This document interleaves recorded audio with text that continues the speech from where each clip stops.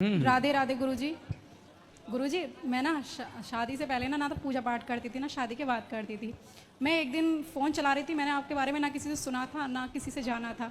एक दिन फ़ोन चला रही थी, अचानक आपकी क्लिप देखी तो मैंने आपकी सेवा भी नहीं देखी थी, सिर्फ आपकी कथा सुनी थी। तो गुरुजी इतना पागल हो गई मैं आपकी कथाएं सुन के कि मेरा मन करता है कि मैं पूजा पाठ करूं।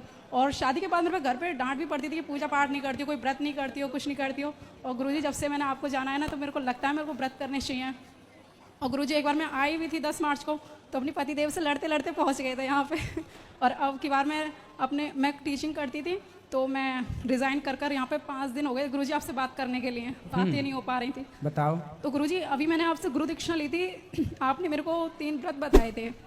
एक एकादशी था, एक अष्टमी था शायद, रामनवमी और एक कृष्ण जन्माष्टमी। कृष्ण तो गुरुजी वही जन्माष्टमी वही रामनवमी है जो राम जी का जन्म हुआ तो रामनवमी नहीं, एक तो महीने में पड़ती हैं। चैत्र की रामनवमी, चैत्र में आती है रामनवमी। जन्माष्टमी भादों में आती है साल में एक बार। अच्छा। और गुरुजी जैसे एक कुछ लोग बोलते हैं कि एकादशी में कि जैसे हम सुबह को जो पूजा पाठ करते हैं तो वो वैसे ही करते हैं जैसे घरेलू पूजा करते हैं या उसमें कुछ कथाएं बथाएं करनी पड़ती हैं?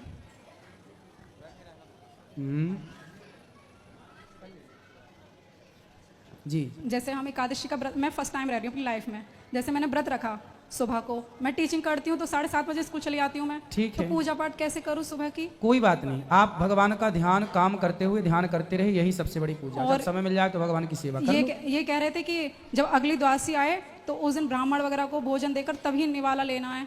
तो यदि ऐसा कर पाओ कि ब्राह्मणों को भोजन करा पाओ तो कराओ, वरना जरूरी नहीं है। आप द्वादशी के दिन भगवान का प्रसाद, चावल प्रसाद लेके व्रत पूरा कर सकते हैं। जी गुरुजी, उस दिन जब मैं लड़ाई में आई थी तो मैंने पता नहीं क्या प्रश्न किया था, लेकिन मेरा वो प्रश्न का उत्तर नहीं मिला था मुझे। क्या प्रश्न है, पूछो। मेरा प्रश्न था कि हनुमान जी के जो 5 मुख थे, है ना, तो वो क्यों थे? हमने तो हनुमान जी को एक ही मुख देखा है, तो 5 मुख? भाई हनुमान जी पंचमुखी इसलिए होते हैं क्योंकि जब रावण ने पाताल में राम जी का अपहरण कर लिया जी, तो उसकी देवी जो कुल देवी थी उनके यहाँ एक दीपक, 5 दीपक थे और उसको वरदान था कि जो एक साथ इन 5 दीपक को बुझाएगा वही इसे मार पाएगा।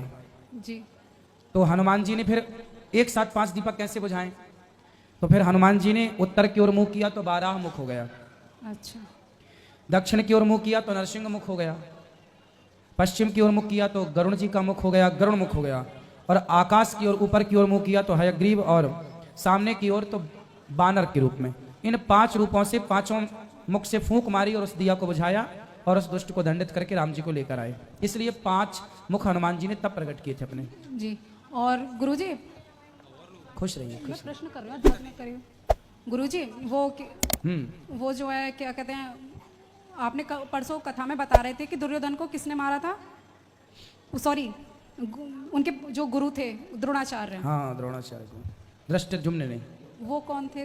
वो थे एक। अच्छा। और गुरुजी हनुमान जी को पवन पुत्र हनुमान और शिव का वो क्यों कहते हैं? अभी मिलेंगे मैया, अभी प्रश्नोत्तरी है ना, अभी बैठो, प्रश्नोत्तरी के बाद मिलेंगे। मिलने का टाइम अलग, प्रश्नोत्तरी का अलग, कथा का टाइम अलग, तीनों को मिक्स मत कीजिए। शिव का रूप भी बताते हैं उनको और पवन पुत्र भी बताते हैं। हाँ, कई बार कथा सुनाए हैं, कुछ भागवत लोगों सुना ने करो। गलत वो फैला रखी है, आप जरा क्या गलत बताओ? वो मैं बोल नहीं सकती, ऐसा कुछ वर्ड बोला था तो मुझे बड़ा गुस्सा आया था। नहीं बताओ ना। यूँ कह रहे थे कि हमने एक बार ऐसे पूछा था, हम जब छोटे थे तब किसी से हमने पूछा था कि उनको पवन पुत्र भी बोलते हैं और शिव का रूप भी बोलते हैं। क्योंकि शंकर जी जब मोहिनी भगवान का उन्होंने दर्शन किया, भगवान नारायण से कहा कि आप हमें मोहिनी अवतार का दर्शन कराओ। जी। तो मोहिनी अवतार भगवान ने मना किया कि शिव जी आप दर्शन मत करो, पर मोहिनी बनकर जब जिद किया शंकर जी ने दर्शन कराओ, तो जब भगवान नारायण ने मोहिनी अवतार धारण किया तो भगवान इतने सुंदर थे कि शंकर जी मोहित हो गए। और भगवान पर मोहित हो जाना कोई बड़ी बात नहीं। तो शंकर जी मोहिनी भगवान के पीछे दौड़े, तो शंकर जी का जब दौड़े तो शंकर जी का तेज निकलकर पृथ्वी पर गिरने लगा, तो भगवान मोहिनी भगवान ने उसको हाथ में लिया, जो उनका रज था, तेज था। उस तेज को अब कहाँ डालें, चूंकि शंकर जी का तेज है।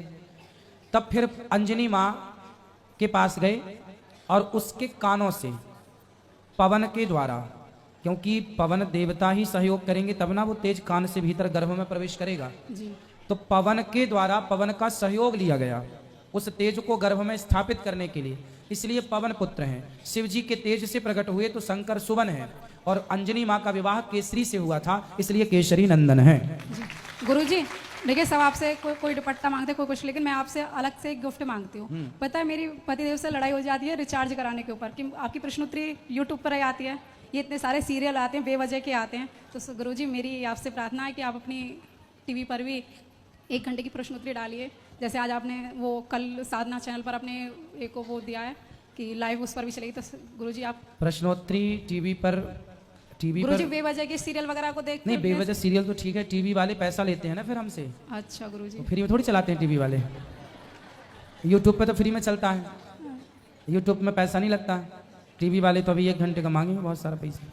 गुरुजी हमारे साथ ये भी आई हुई है, हमारी भतीजी, ये भी आपसे बहुत मिलजुल कर बहुत खुश हो रही है, और ये भी पूजा करने लगी है। वरना इसे ताने मिलते थे जैसी तेरी बुआ थी ऐसी भतीजी है, तो ये भी पूजा नहीं करती थी। गुरुजी 2 बातें इससे कर ली कराओ।